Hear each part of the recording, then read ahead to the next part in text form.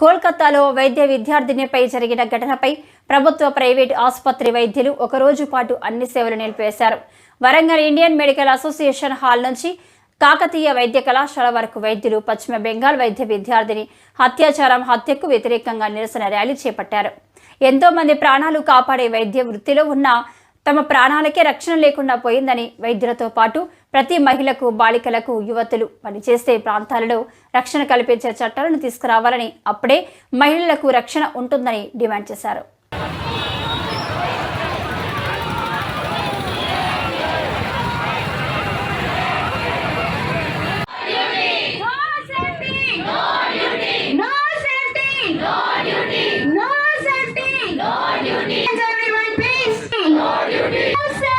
No duty. No safety. No duty.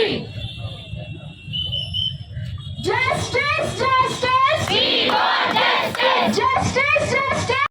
August 9వ తారీఖు నాడు కలకత్తాలోని ఒక మెడికల్ కాలేజీలో ఒక రెప్యూటెడ్ 150 ఇయర్స్ మెడికల్ కాలేజీలో ఒక లేడీ డాక్టర్ని రేప్ చేసి చంపేసిన సంఘటన అది ఎంత దురదృష్టకరం అంటే, అది ఆగస్టు నెలలో స్వాతంత్ర దినోత్సవం ముందు మేము జరగడం అనేది అసలు బ్యాక్ హ్యాస్టింగ్ కూడా చేసుకోలేకపోయాం. అంత మాకు డిప్రెషన్ అనిపించింది.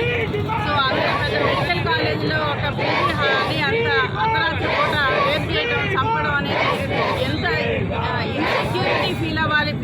పీజీలందరూ స్టూడెంట్స్ కానీ ఎవరైనా చాలా ఇన్సెక్యూర్గా ఫీల్ అవుతున్నారు. అక్కడికి వెళ్ళి డ్యూటీలు చేయాలంటేనే కూడా భయపడతారు. సో వీటన్నిటికీ కూడా మూల కారణం ఏంటంటే చుట్టూ ఉన్న సెక్యూరిటీ సరిగ్గా లేకపోవడం. ఎవరో వస్తుంటారు, ఎవరో పోతుంటారు హాస్పిటల్కి. అసలు వాళ్ళ రోల్ ఏంటి, ఎందుకు వస్తున్నారు కూడా తెలియకుండా ఉంటారు. వాళ్ళకు ఐడి కార్డు ఉండదు. వాళ్ళు కూడా మీరు చూసారా, పట్టుకున్న ఆయనకి అన్ని సెల్ ఫోన్లో పోనీ పిక్చర్స్ ఉన్నాయంటే నిజంగా ఇవన్నీ కూడా మెయిన్ యూత్ యొక్క పేరెంటింగ్ సరిగ్గా లేక, పేరెంటింగ్ సరిగ్గా లేక వాళ్ళు drug addict, not only drug addict ఉన్న వాళ్ళే ఇంత పాజిటివ్గా ప్రవర్తిస్తారు. అసలు ఆ ఉమెన్ చంపి రేప్ చేశారో, రేప్ చేసిన తర్వాత చంపారని కూడా చెప్పడం కష్టం.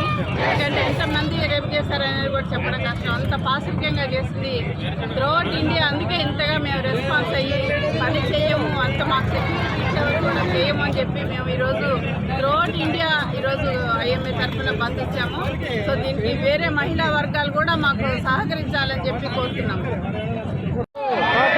ప్రపంచానికి తెలుసు, మన భారతదేశంలో కోల్కతాలో జరిగినటువంటి మహిళా డాక్టర్ను అత్యంత ఘోరంగా రేప్ చేసి, మర్డర్ చేసి, చిత్రవద చేసి, కిరాతకంగా మృగాల కన్నా అధ్వానంగా కూడా ప్రవర్తించేటువంటి దుండగులను ఇది మొత్తం సర్వసభ్య సమాజం కూడా సిగ్గుపడేలా తల వంచుకొని సిగ్గుపడాల్సిన అవసరం ఉంది.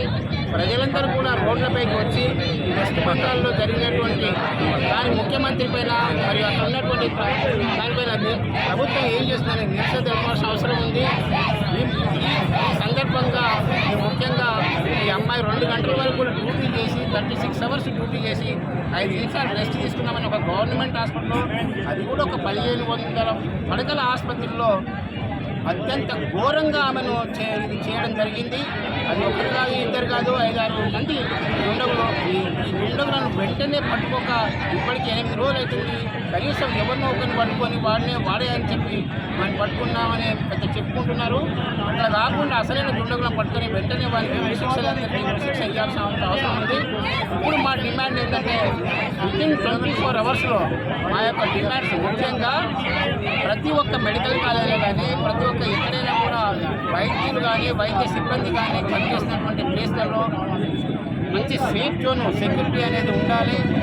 ఎట్లయితే ఎయిర్పోర్ట్లలో 3 అంచెల సెక్యూరిటీ ఉంటుందో ఇక్కడ కూడా హాస్పిటల్లో కూడా సెక్యూరిటీ అనేది కంపల్సరీ ప్రొవైడ్ చేయాలి. వైద్యులకు సరైనటువంటి రెస్ట్ రూమ్ కానీ, వాష్రూమ్ కానీ లేకుండా ఉన్నది. ఎప్పుడైతే నేషనల్ మెడికల్ కమిషన్ పర్మిషన్ ఇస్తుందో ఇవన్నీ చూసినప్పుడు వైద్యులకు అన్ని వాష్రూమ్స్ కానివ్వండి, రెస్ట్ రూమ్స్ కానివ్వండి, అన్ని స్పెషల్ సెక్యూరిటీ కానీ చూసిన తర్వాతనే పర్మిషన్ ఇవ్వాలని మేము ప్రభుత్వాన్ని డిమాండ్ చేస్తాం. సెంట్రల్ గవర్నమెంట్ మరియు స్టేట్ గవర్నమెంట్, అన్ని స్టేట్ గవర్నమెంట్లను. అంతేకాకుండా కూడా ఒక లా తీసుకురావాలి, సెంట్రల్ ప్రొటెక్షన్ లా ఒకటి తీసుకురావాలని మేము డిమాండ్